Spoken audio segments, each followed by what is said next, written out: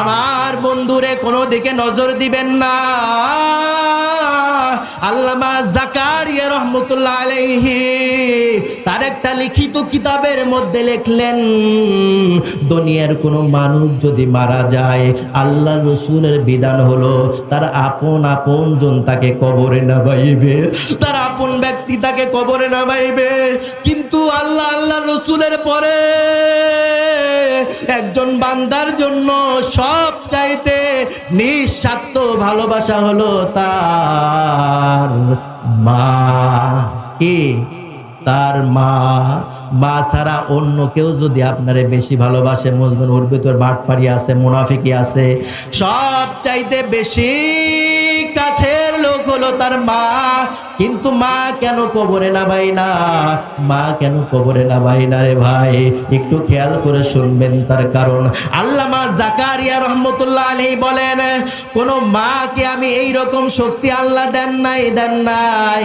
সন্তানরে যখন কবরে নামাবে, কোন মা যদি সন্তান কবরে নামায়, পৃথিবীর এমন কোন মায়ের ক্ষমতা নাই ওই সন্তানকে কবরে রেখে মা আবার দুনিয়ায় আসবে।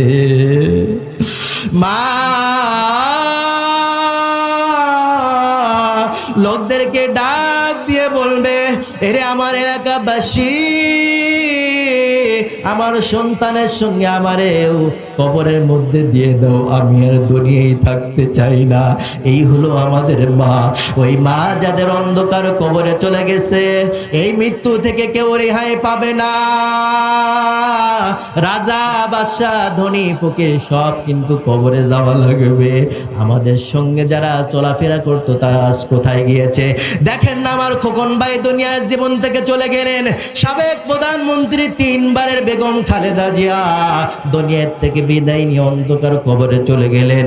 লোক সংখ্যা তো কম ছিল না, টাকা পয়সা কম ছিল না। কেউ ঠেকাইতে পারছে নাকি?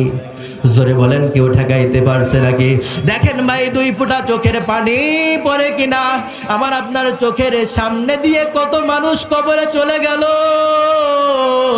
তারা আর ফিরে আসলো না। আপনাকেও কবরে যাওয়া লাগবে। ওই কবরে যাওয়ার আগে ঈমান নিয়ে কবরে যাওয়া লাগবে। আমার ভাইরা রে, হযরত আলী ডাক দিয়ে বললেন, ফাতেমা, আমি আর কোনদিন, ফাতেমা আমি আর ফজরের নামাজ আজকে আমি পড়বো না, আমাকে ডাক দিও না।